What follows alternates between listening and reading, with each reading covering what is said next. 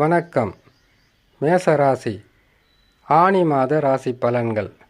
மேசராசியில் அஸ்வினி நட்சத்திரம், பரணி நட்சத்திரம், கிருத்திகை நட்சத்திரத்தில் பிறந்தவர்களுக்குண்டான ஆனி மாதத்தில் கிரகங்கள் தரக்கூடிய பலன்களை பற்றி பார்க்கலாம். கிரகங்கள் தரக்கூடிய பலன்களை பற்றி அறிந்து கொள்வதற்கு முன்பதாக சந்திராஷ்டம தினங்களை தெரிந்து கொள்வது மிகவும் உதவியாக இருக்கும். சந்திரன் 8ஆம் இடத்தில் சஞ்சாரம் செய்வது, அஷ்டமத்தில் சந்திரன் இருப்பது, இந்த நாட்களில் புதிய தொழில் தொடங்குவது, புதிதாக ஊர் பிரயாணம் செய்வது, வண்டி வாகனங்களில் வேகமாக செல்வது, யாரிடமாவது கொடுக்கல் வாங்கலில் ஈடுபடுவது, இதை தவிர்ப்பது உத்தமம்.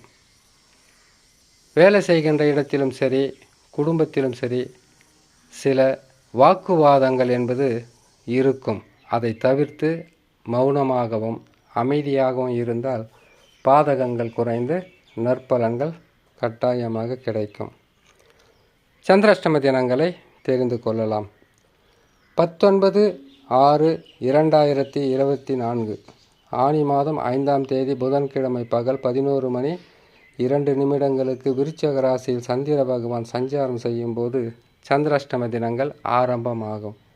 சந்திராஷ்டம தினங்களிலிருந்து விடுபடக்கூடிய 2.25 நாட்கள் என்பது 21/6/2024 ஆனி மாதம் 7ஆம் தேதி வெள்ளிக்கிழமை இரவு 7 மணி தனுசு ராசியில் சந்திர பகவான் சஞ்சாரம் செய்யும்போது சந்திராஷ்டம தினங்களிலிருந்து விடுபடக்கூடிய நாட்களாக இருக்கும்.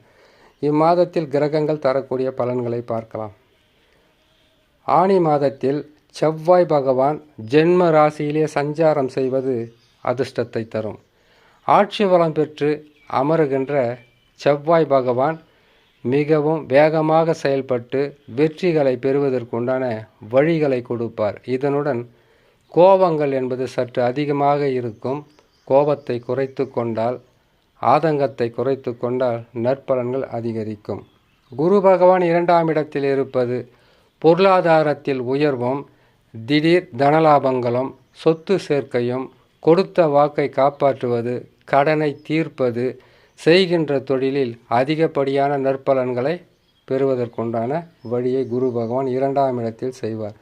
சுக்கிர பகவான், புதன் பகவான், சூரிய பகவான் 3 பேருமே மிதுன ராசியில் அமர்ந்திருப்பதினாலே உங்களுடைய முயற்சிகள் அனைத்திலும் வெற்றியை கொடுத்து, சொத்து சேர்க்கை என்பது கட்டாயமாக உங்களுடைய முயற்சி, உங்களுடைய ஜாதகத்தில் இருக்கக்கூடிய தசாவை வைத்து திடீர் சொத்து சேர்க்கை என்பது கட்டாயமாக ஏற்படும். ஒரு சிலருக்கு ஆடும் பொருள் அசையும் பொருள் என்று அனைத்து வகையான அதிர்ஷ்டங்களும் கிடைக்கும். கேது பகவானை பொறுத்தவரை 6ஆம் இடத்தில் இருப்பார்.